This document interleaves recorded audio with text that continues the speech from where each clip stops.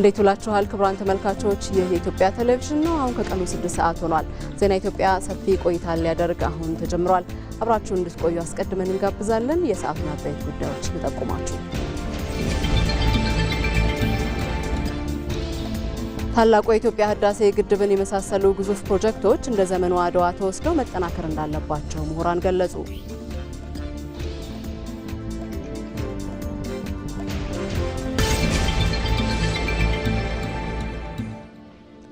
በከተማዋ አመራርና በነዋሪዎቿ ጥምረት በተከናወኑ ስራዎች አዲስ አበባ ሰላሟ የተረጋገጠላት ከተማ መሆኗ ተገለጸ።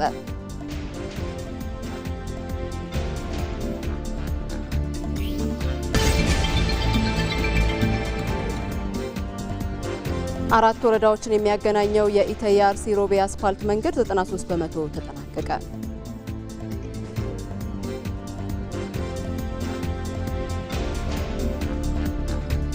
ዜና ኢትዮጵያን የመራው መታሰቢያ ደረጃ ቆይታ አደርጋለሁ። አብራችሁን ሁኑ።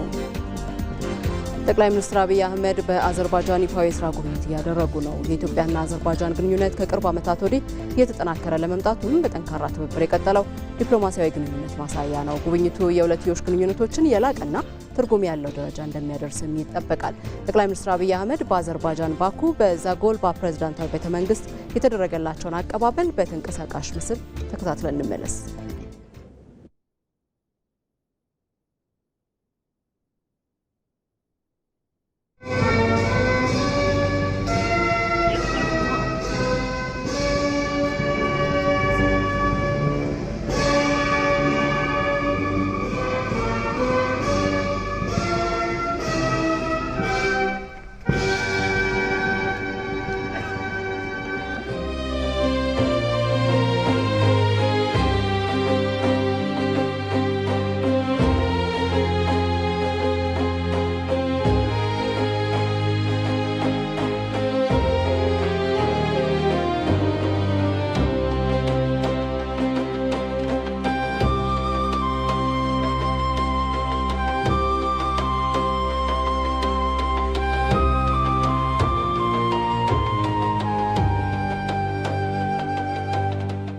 Etiyopya Federatif Demokratik Respublikası'nın baş naziri, sizi Azerbaycan Respublikası'na gelmeniz şerefine Bakırı Qaraldığı, Qaral Reisi Polkovnik Leytenant Kuliyev.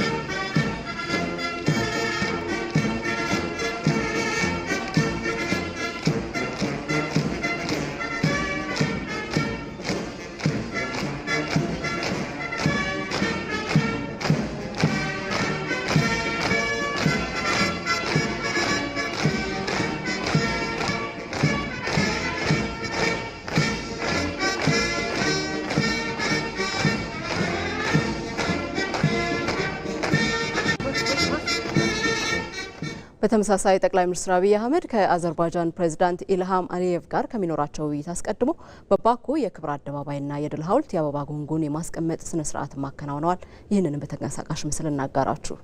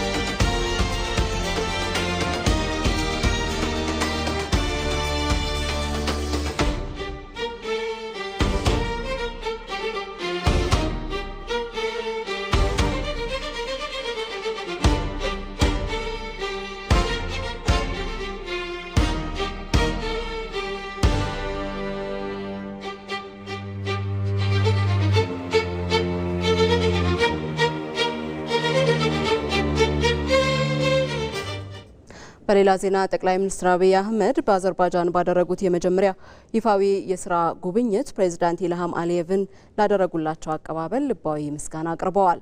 በአዘርባይጃንና በኢትዮጵያ መካከል ባለፉት ጥቂት ዓመታት በአቪዬሽን ዘርፍ በኢንዱስትሪ ፓርኮችና በነጻ የንግድ ቀጠናዎች እንዲሁም በኢትዮጵያ ኢንቨስትመንት ሆልዲንግስና በአዘርባይጃን አቻው መካከል ያለውን አጋርነት እያደገ ስለመምጣቱ ጠቅላይ ሚኒስትሩ በማህበራዊ ትስስር ገጻቸው ላይ አስፍረዋል።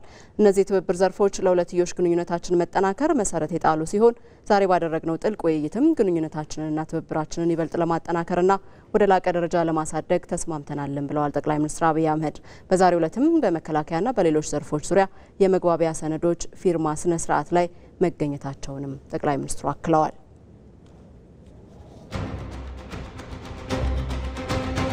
ላለመውደቅ መጽናታችን ከዚህ ይጀምራል።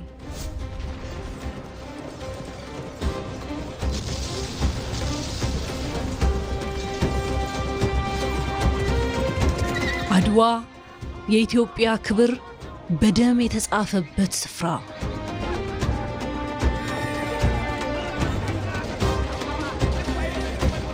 በወል የደመቅንበት የክተታችን ጥሪ፣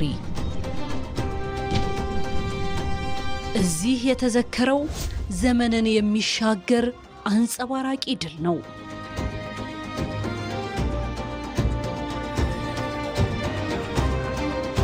የድሉ ፍንጣቂ ለዛሬው የእኔና የእናንተ ዘመን አድዋ መሰረታችን ነው።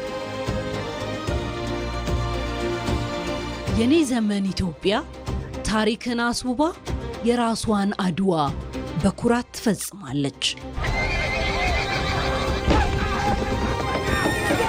አድዋ ኩራታችን ብቻ ሳይሆን ከድህነት መውጫ ኃይላችን ነው።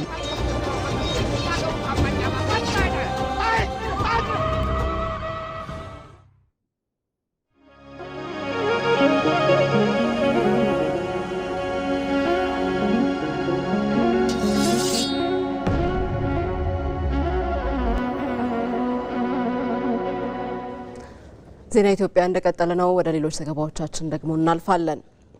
ታላቁ የኢትዮጵያ ህዳሴ ግድብን የመሳሰሉ ግዙፍ ፕሮጀክቶች የሁሉንም ዜጎች ተሳትፎ የሚወክሉ በመሆናቸው እንደ ዘመኑ አድዋ ተወስደው መጠናከር እንዳለባቸው ምሁራን ገለጹ። የአድዋ ድል ኢትዮጵያውያን በልዩነት ውስጥ ሆነው ለጋራ ህልውና የቆሙበት የታላቅነት ማህተምም ነው ብለዋል። ከ130 ዓመታት በፊት የታየው ይህ የአንድነት መንፈስ ዛሬም ለሀገር ሉዓላዊነትና ለልማት መጠናከር ቁልፍ መሳሪያ መሆን አለበትም ተብሏል። ወንድማገኝ ኃይሉ የአድዋ ድል ኢትዮጵያውያን በጋራ ለሀገር ሲቆሙ ምን ያህል ተአምር መስራት እንደሚችሉ የታየበት የታሪካችን ወርቃማ ገጽ ነው።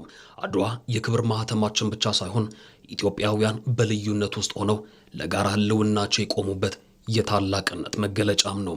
ከ130 ዓመታት በፊት በሰሜን ተራሮች ላይ የነፈሰው የአንድነት አየር ዛሬም ድረስ ሀገርን በማጽናትና ልማትን በማፋጠን ቀጥሏል። የአድዋ ጦርነት ኢትዮጵያውያን የነበሩባቸውን የውስጥ ችግሮች ወደ ጎን በመተው በጠላት ላይ በአንድነት የዘመቱበትና ታላቅ ድል ያስመዘገቡበትም የታሪክ አሻራ ነው።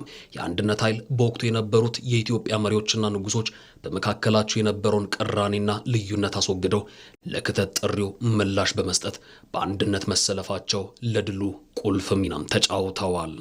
ከውጭ ምንም አይነት ነገር ቢመጣ ያለውን ችግር ረጋ አርጎ አጥፍቶ ኢትዮጵያን ሊወር የመጣውን በአንድነት ሄዶ በመሰለፍ የመዋጋት ልምድና ታሪክ አለው። ያ ነው እንግዲህ ኢትዮጵያን ከሌላው ዓለም ልዩ የሚያደርገው።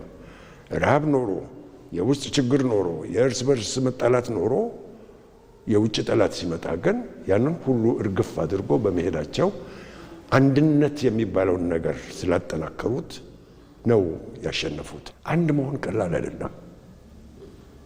የተለያየ ቋንቋ የሚናገሩ የተለያየ ባህል ያላቸው ብሔረሰቦች በአንድ ኢትዮጵያ በአረንጓዴ ቢጫ ቀይ አንድ የመሆን ታሪክ ያላት ሀገር ነች።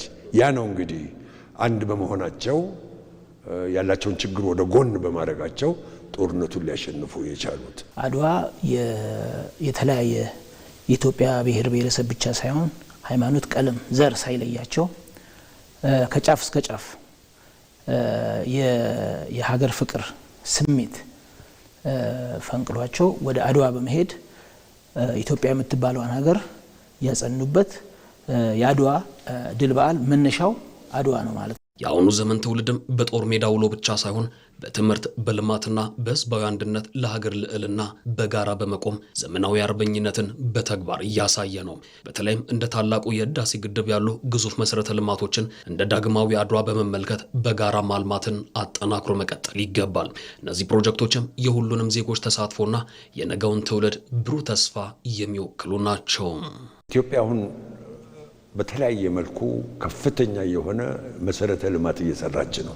ያ መሰረተ ልማት ላይ መሳተፍ ማለት ዳግማዊ አድዋ ያሰኘዋል። በመሰረተ ልማት እየተሰሩ ያሉትን አንድ ሰው ብቻ እኮ አይደለም የሚሰራው። አንድ ላይ የተደረገ ነገር በሙሉ ዳግማዊ አድዋ ያሰኘዋል። ህዳሴ ግድብን እኔ እንደሱ ነው የማየው። አድዋን ኢትዮጵያ የሁሉም ነው። ኢትዮጵያ የኦሮሞ ነው። ኢትዮጵያ የአማራ ነው። ኢትዮጵያ የትግሬ ነው። ኢትዮጵያ የወላይታው ነው። ኢትዮጵያ የከምባታው ነው። ኢትዮጵያ የሁሉም ተመሳሳይ እንዳየነው ህዳሴ ግድቡንም ሁሉም ነው የሰራው። ሆነስትሊ ስፒኪንግ ይሄ በጣም ትልቅ አቺቭመንት ነው። አይቻልም፣ አንረዳም። ስለዚህ ካልረዳን ደግሞ ኢትዮጵያ ይሄን መስራት አትችልም የሚል እምነት የነበረ ቢሆንም ይሄንን ሰብሮ የኢትዮጵያ መንግስት ህዝቡን አስተባብሮ ይሄንን የሚያክል ትልቅ ግድብ መስራቱ ዳግማዊ አድዋ ወደሚለው ትርጉም ያ መንፈስ የዛ የአድዋ መንፈስ እዚህ ላይ የተንጸባረቀበት እንችላለን፣ ይሄን መስራት እንችላለን፣ ማድረግ እንችላለን። ኔክስት ላይ ደግሞ የሚመጣው ትውልድ ደግሞ ሌላ ከዚህ የበለጠ እንችላለን የሚለውን መንፈስ ሰንቆ እንዲሄድ ነው። ልዩነቶቻችንን በመተው ለአገር ብሔራዊ ጥቅምና ሉዓላዊነት መጽናት በጋራ መቆም ይገባል። የእኔ ብሔር ተጎዳ ብሎ የሚነሳ በእውነት ለህዝቡ አስቦ ከሆነ ያንን እኮ ለመንግስትም ሆነ ራሱም በስራ ሊያስተካክለው ይችላል። እንደ ራስ ቤትን እንደማስተዳደር እኮ ነው። የሀገር ሉዓላዊነት የጋራችን ነው፣ የጋራችን ጥቅም ነው። ሀገራችን ከሌለች የለችንም፣ ሁላችንም የለንም። ይሄ የጋራ ጥቅም ነው። በእንደዚህና በእንደዚህ የተለያዩ የጋራ ጥቅሞቻችን ላይ ሀገራዊ ጥቅሞቻችን ላይ የጋራ መንፈስ ማምጣት ያስፈልጋል። የአድዋ ድል የቀድሞ አባቶች በደማቸው የጻፉት የነጻነት ታሪክ ብቻ ሳይሆን ዛሬም ለብሔራዊ ጥቅምና ሉዓላዊነት በጋራ ለመቆም የሚያስችል የአንድነት ማህተም ነው። ይህን የታሪክ አሻራ ወደ ልማት በማሸጋገርና ልዩነቶችን በማጥበብ የሀገርን ብሩህ ተስፋ ማጽናት የትውልዱ ድርሻ ነው። የካቲት 23 ቀን 1888 ዓ.ም በአድዋ ተራሮች ላይ ኢትዮጵያ የተጎናጸፈችው ድል የቅኝ ግዛት ተስፋን ያከሸፈና የጥቁር ሕዝቦች የነጻነት ተጋድሎ መጀመሪያ ሆኖ ተመዝግቧል።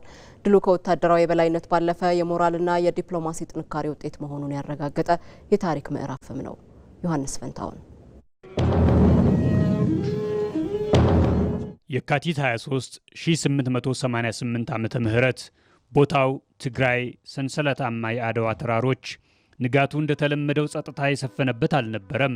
የሶሎዳ ተራራ ጭጋግ ገና አልተገፈፈም። አየሩ ባሩድ ይሸታል። ይህ ቀን በዓለም ታሪክ ውስጥ እንደ ማንኛውም ተራ ቀን ተመዝግቦ የሚያልፍ አልነበረም። ይህ ቀን የማይደፈሩና የማይሸነፉ የተባሉ ነጭ የቅኝ ግዛት ኃይሎች በባዶ እግሩ በሚዋጋ ነገር ግን ልቡ በሀገር ፍቅር በታተመ የጥቁር ሰራዊት ድንፋታቸው የተሰበረበት ቀን ነው።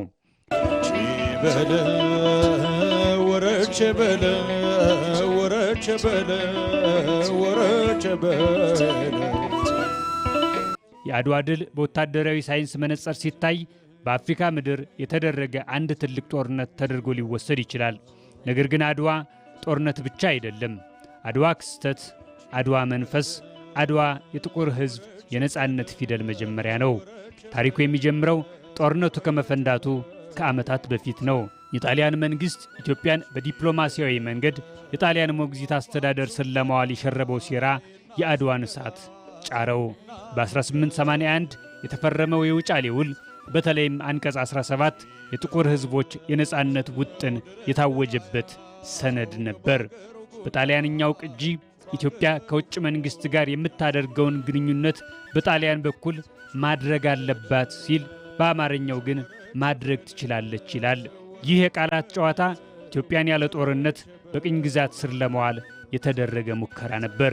ንጉሠ ነገሥቱ ዳግማዊ አጼ ምኒልክ የውጫሌን ውል ሲሰርዙ ለአውሮፓውያን ያስተላለፉት መልእክት ግልጽ ነበር። ጥቁር ሕዝብ ወዶ ይሰጣል እንጂ አይዘረፍም፣ ይደራደራል እንጂ አይታለልም። ይህ የዲፕሎማሲ ብስለት ጣሊያን በጦር ሜዳ ከመሸነፉ በፊት በጠረጴዛ ዙሪያ የተገኘ የሞራል ድል ነበር። ጣሊያን በሰላም አልሆን ሲላት ጀነራል ባራቴሪ ሰራዊቱን እየመራ ወደ መረብ ተሻገረ። አጼ ሚኒሊክም ታዋቂውን የክተት አዋጅ አወጁ። ጉልበት ያለህ በጉልበት፣ ጉልበት የሌለ በጸሎት እርዳኝ። ሚስትህን፣ ልጅህን፣ ሃይማኖትህን፣ ሀገርህን ለመውረር የመጣ ጠላት አለና ተነስ። ይህ አዋጅ ኢትዮጵያውያንን ከዳር እስከ ዳር አስተባበረ። ከሁሉም የኢትዮጵያ ክፍል የተውጣጡ አርሶ አደሮች፣ ፈረሰኞችና እግረኞች እንደ ንብ ተመሙ። የአድዋ ጉዞ የአንድነት ተምሳሌት ነው። የውስጥ ልዩነትን ወይንም የዘውድ ሽኩቻን ወደ ጎን ትቶ ለጋራ ጠላት በአንድ ላይ መቆም እንደሚቻል ያሳየበት የታሪክ ምዕራፍ ነው። ይህ የአድዋ መንፈስ ዛሬም ለኢትዮጵያ አንድነት እንደ ማጣቀሻ ይወሰዳል። ሰራዊቱ አድዋ ከመድረሱ በፊት የኢትዮጵያ የስለላ መረብ ከጣሊያን ዘመናዊ ቴክኖሎጂ በላይ ሰርቷል። አርበኞች ድርብ ሚና በመጫወት ለጣሊያኖች የተሳሳተ መረጃ በመስጠትና የጣሊያንን ዕቅድ ለዳግማዊ ሚኒሊክ በማምጣት ወሳኝ ሚናን ተጫውተዋል። ጣሊያኖች የኢትዮጵያን ሰራዊት ስርዓት የሌለው መንጋ አድርገው ነበር የቆጠሩት። ነገር ግን እቴጌ ጣይቱና የጦር መሪዎቹ የነደፉት የውሃ ምንጮችን የመቆጣጠርና የሎጂስቲክስ ዕቅድ ኢትዮጵያውያን በጦር ስልትም ከነጮቹ እንደሚበልጡ ያረጋገጠ ነበር። የካቲት 23 በማለዳው ጦርነቱ ተጀመረ። የጣሊያን ጄኔራሎች በተሳሳተ ካርታና በተሳሳተ መረጃ ተመርተው ሰራዊታቸውን በተበታተነ ሁኔታ በአድዋ ተራሮች ላይ ላኩ። በዚያች ቀን የታየው ጀግንነት ወደር አልነበረውም። ባልቻ አባሳፎ፣ ፊታውራሪ ገበየሁ፣ አሉላ አባነጋ፣ ራስ መኮንንና ንግሥቲቱ እቴጌ ጣይቱ እንዲሁም ሌሎች የጦር መሪዎች በጦር ሜዳው መሃል ነበሩ። ከቀኑ 6 ሰዓት ገደማ የጣሊያን ጦር ተፍረከረከ። የቅኝ ግዛት ሕልምም በአድዋ ተራሮች ውስጥ ተቀበረ። ጦርነቱም ተጠናቀቀ። ጣሊያን አፈረች። ግን የአድዋ ድል እውነተኛ ትርጉም የሚጀምረው ከዚህ በኋላ ነው። እስከ አድዋ ድረስ ዓለም ያምን የነበረው ነጭ ዘር በተፈጥሮ ገዢ፣ ጥቁር ደግሞ ተገዢ ነው የሚል ነበር። አድዋ ይህንን አፈ ታሪክ ሰባበረ። ዘመናዊ መሳሪያ የታጠቀ አውሮፓዊው ኃይል በአፍሪካውያን ሊሸነፍ እንደሚችል ለዓለም አረጋገጠ። ይህ ለጥቁር ሕዝቦች ስነ ልቦናዊ ልዕልናን የሰጠ ነበር። አድዋ የኢትዮጵያ ብቻ ሳይሆን የመላው ጥቁር ሕዝቦች ድል ነበር። በካሪቢያን በአሜሪካና በሌሎች የአፍሪካ ሀገራት ለሚገኙ በባርነትና በቅኝ ግዛት ቀንበር ስር ለነበሩ ሕዝቦች ተስፋን ዘራ። የኢትዮጵያ ሰንደቅ ዓላማ በብዙ የአፍሪካ ሀገራት ሰንደቅ ላይ እንዲንጸባረቅም ምክንያት የሆነው ይህ ድል ነው። አድዋ የነጻነት ታጋዮች መዝሙር ሆነ። I stand here clothed in the spirit of the battles of Adwa. እዚህ ስፍራ ስቆም የአድዋ ተጋድሎ መንፈስን በተጋባ ስሜት ውስጥ ሆኜ ነው። የአውሮፓ ወራሪ ኃይል መተማመንን አንድ ቀን ባልሞላ ጊዜ ውስጥ አንኮታክቶ አፍሪካውያንን ቀና ያደረገ፣ ጥሩነት መጥፎነትን ያሸነፈበት፣ ብርሃን ጨለማን ድል ያደረገበት፣ ከሁሉም በላይ ደግሞ አንድነታችንና አብሮነታችን ከፍ ብሎ በታየበት ታሪካዊ ቦታ ላይ ተገኝቻለሁ። እኛ እንደ ሉዓላዊ ሀገርና ሕዝቦች ሁለት አማራጮች አሉን። የሚከፋፍሉን ጠላቶቻችን ባዘጋጁልን የልዩነት መንገድ ተነጣጥለን መጓዝ፣ ወይም ደግሞ በአድዋ ድል በጠነከረ የአንድነት መንፈስ ውስጥ ሆነን ግዙፍ ፈተናዎችን ማሸነፍ። አድዋ ተራራ አይደለም። አድዋ የመንፈስ ከፍታ ነው። አድዋ የጥቁር ሕዝቦች ማንነት መታደሻ ሰነድ ነው። ለዚህም ነው የአድዋ ድል ከወታደራዊ ድልነት ባሻገር የሰው ልጆች ለእኩልነትና ለክብር ያደረጉት ተጋድሎ ዘላለማዊ ሐውልት ሆኖ የሚኖረው። ታሪክ ክብሬ ነው ያላወቀው።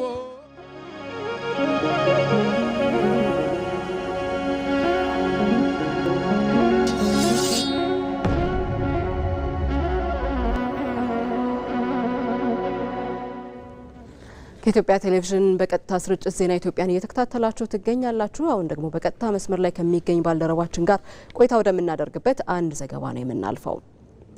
በከተማዋ አመራርና በነዋሪዎቿ ጥምረት በተከናወኑ ስራዎች አዲስ አበባ ሰላሟ የተረጋገጠላት ከተማ መሆኗ ተገለጸ።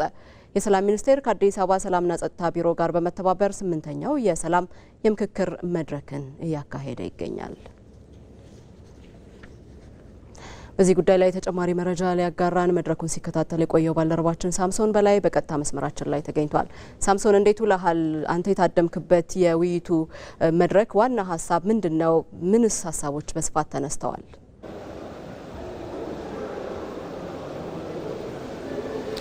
እጅግ አድርጌ አመሰግናለሁ። ቀደም ሲል አንቺም እንደገለሽው ዛሬ ሀገር አቀፍ 8ኛው ሀገር አቀፍ የሰላም የምክክር ጉባኤ ነው እንግዲህ በዚህ በአዲስ አበባ በሚገኘው አድዋ ሙዚየም እየተካሄደ የሚገኘው። እንግዲህ በዚህ ውይይት ላይ ከተለያዩ የሀገራችን አካባቢዎች የተወከሉ የሰላምና ጸጥታ የስራ ኃላፊዎች እንዲሁም ሌሎች የመንግስት ከፍተኛ የስራ ኃላፊዎች ተገኝተው በዚህ ቦታ ላይ እየተመካከሩ ነው የሚገኙት። እንግዲህ በአጠቃላይ በመድረኩ ላይ ከተነሱ ነጥቦች መካከል የተወሰኑትን ወደ ተመልካቾች ለማድረስ ያህል ከቅርብ ጊዜ ወዲህ እየተሰሩ ባሉ ሰፊ ሰላምን የማስከበር ጸጥታን የማስጠበቅ ስራዎች የሚታይ ጉልህ የሆነ ውጤት መምጣቱ ተገልጿል። እሱንም እንደ ማሳያ ለመጠቆም ያህል አዲስ አበባ ከ150 በላይ የሚሆኑ ሀገር አቀፍና አህጉር አቀፍ ጉባኤዎችን እያከናወነች እንደነበረ ተገልጿል። እነዚህ ጉባኤዎች ሁሉ ምንም አይነት ኮሽታ ሳይኖር በሰላማዊ በጥሩ ሁኔታ እንዲጠናቀቁ መደረግ መቻሉ በራሱ በከተማ ያለውን የተረጋጋ የሰላም ሁኔታ የሚያሳይ መሆኑ ተገልጿል። ከዛም ጎን ለጎን እንግዲህ በከተማው እየተከናወኑ የሚገኙ ሰፊ የኮሪደር ልማት ስራዎች አሉ። እነዚህ የኮሪደር ልማት ስራዎችም የጸጥታውን ሁኔታም እንዲያግዙ ተደርገው ግንባታቸው እየተከናወነ በመሆኑም ለከተማዋ ጸጥተኝነት እንግዲህ ከፍተኛ ሚና እንደነበረውም ተገልጿል። ለምሳሌ የደህንነት ካሜራዎችን መሰል ጉዳዮችን ማለት ነው።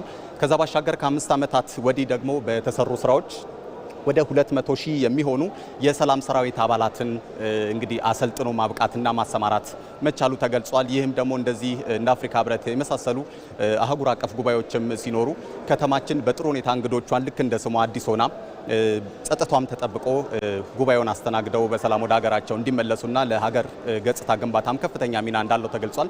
ከሰላም ሚኒስቴር ጋር በጋራ በመሆን እንደዚሁ ወደ ከ2700 በላይ የሚሆኑ ወጣቶችን በማሰልጠንም እንደዚሁ የሰላም ሰራዊት አባል ማድረግ መቻሉ ተገልጿል። ከተማዋን እንግዲህ በሶስት የተለያዩ ፈረቃዎች የተለያዩ ጥበቃዎች እየተደረጉ እንደሚገኙ ተገልጿል። በዋነኝነት እነዚህ የመጡ ውጤቶች በሙሉ የመጡት መንግስት ብቻ በሰራው ስራ እንዳልሆነ ተገልጿል። እንግዲህ በአጠቃላይ ህብረተሰቡ ለሰላሙ ሲል እያደረገ ያለው ያላሰለሰ ጥረትን ለከተማዋ ሰላማዊነት ወይንም በጥሩ የሰላም ሁኔታ ላይ እንድትገኝ በማድረግ ረገድ እንግዲህ ከፍተኛ አስተዋጽኦ እንደነበረው ተገልጿል። ይህም እንግዲህ ተጠናክሮ እንደሚቀጥል ነው የተገለጸው።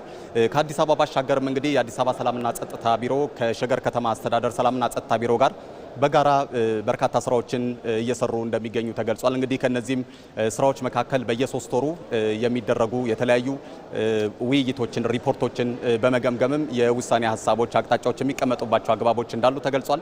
ከዛ ባሻገርም እንግዲህ በአጠቃላይ በየተወሰነ ጊዜም ልዩነትም እዚህ በአዲስ አበባ በሰላም ሰራዊት ደረጃ እየተንቀሳቀሱ የሚገኙ ወጣቶችም በሳምንት 2 ጊዜ ስልጠና በመስጠት ብቁና ወቅታዊ የሆነ መረጃ እንዲኖራቸው እንደዚሁም አካባቢያቸው እንዴት መጠበቅ እንዳለባቸውም ወቅታዊ የሆነ መረጃ እንዲያገኙ በማድረግ ረገድ ሰፊ ስራ እየተሰራ እንደሆነ ተገልጿል። ውይይቱ አሁንም እየተከናወነ ነው የሚገኘው። እንግዲህ ተጨማሪ መረጃዎችን ደግሞ በቀጣይ የዜና ወጃ ሰዓታችን ላይ ተመልሰን የምንገናኝ ይሆናል። እናመሰግናለን ሳምሶን፣ መልካም ጊዜ። 4 ወረዳዎችን የሚያገናኘው የኢተያ አርሲ ሮቤ አስፓልት መንገድ 93 በመቶ ስለመጠናቀቁ የኢትዮጵያ መንገዶች አስተዳደር አስታወቀ። መንገዱ ለነዋሪዎችም ሆነ ለአሽከርካሪዎች ፈታኝ የነበረ ሲሆን አሁን ላይ የተጠናቀቀ በመሆኑ ደስታን ፈጥሯል። ቶማስ ኃይሉ። ዮሐንስ ከፍ ያለው በኦሮሚያ ክልል ከአዳማ ከተማ እስከ ሮቤ አርሲ ባለው መንገድ በሹፌርነት እያገለገለ ነው። መንገዱን ከረጅም ዓመታት በፊት የሚያውቀው ዮሐንስ በተለይ ከኢተያ ከተማ አርሲ ሮቤ ያለው 75.6 ኪሎ ሜትር የሚሸፍነው መንገድ ከፍተኛ ችግር ያለበት ለተሳፋሪዎችም ሆነ ለአሽከርካሪዎች እጅግ ፈታኝ እንደነበር ያስታውሳል። ይህ መንገድ በጣም ፒስታ ነበር ያኔ እና በጭቃ ምክንያትም መንገድ አድረናል። ከአዳማ ወደ ዲክሲስ እስክንሄድ ድረስ 4-5 ሰዓት ነው የሚፈጀብን። አሁን ግን ያው 2 ሰዓት ተኩል ወይ 3 ሰዓት ላይ ተሻሽሎልናል። አሪፍ ነው።